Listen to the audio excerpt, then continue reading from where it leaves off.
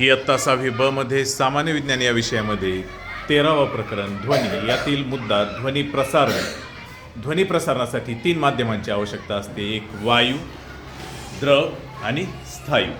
पण या तीनही माध्यमांपैकी ध्वनीचे प्रसारण कोणत्या माध्यमातून सर्वात अधिक चांगले होते हे पाहण्यासाठी आपल्याला प्रयोग एक करायचा आहे छोटासा. यापैकी फक्त 2 माध्यमांमध्ये आपण फरक पाहणार आहोत.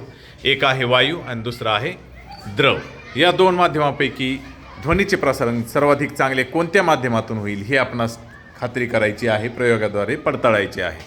या प्रयोगामध्ये आपल्याला 2 विद्यार्थी 6वी ब मधील ते मदत करणार आहेत. तुमचं नाव आणि तुमचं नाव? शाबास.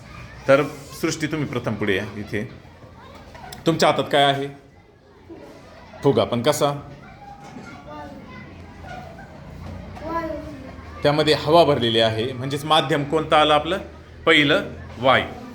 आता तुमच्या हातात जो फुगा आहे, या थोडेसे पुढे, त्याला वर असं उचलून दाखवा. आपण पाहू शकतो की यात काय भरलेलं आहे? पाणी भरलेलं आहे. म्हणजे या फुग्यामध्ये माध्यम आहे वायू आणि या फुग्यामध्ये माध्यम आहे द्रव. शाबास. आता दोन्हीपैकी ध्वनीचे प्रसारण कोणातून सर्वाधिक चांगले होईल ही याची आपण खात्री करूयात. हां, तुम्ही पहिले हा फुगा कानाला लावा. त्यावर अलगद बोटाने मारायचे, थोडंसं अजून जोरात, असं 2-3 वेळा मारा. हां, ठीक आहे. तो फुगा त्यांच्याकडे द्या आणि हा फुगा पूर्ण कानाला चिकटला पाहिजे. हां, आता त्यावर मारा. त्या फुग्यावर जेवढ्या जोरात मारलं होतं तेवढ्याच जोरात मारून पहा. थोडंसं सावकाश मारलं होतं मला वाटतं त्या फुग्यावर. आता हा खाली घ्या. कोणत्या फुग्यातून आवाज चांगला आला? ज्यात पाणी भरलेलं आहे, म्हणजेच माध्यम कोणतं? द्रव माध्यम आहे.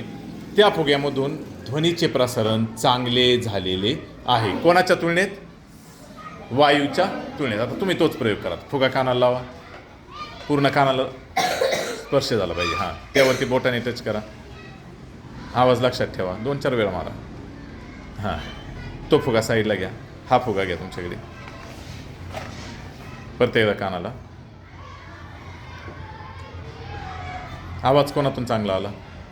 या फुग्यातून. ज्यात काय भरलेलं आहे? द्रव. म्हणजे पाणी किंवा द्रव या माध्यमातून वायूच्या तुलनेत ध्वनीचे प्रसारण सर्वाधिक चांगले होते हे सिद्ध झालेले आहे. या दोघांचंही टाळे वाजून हार्दिक अभिनंदन करूया.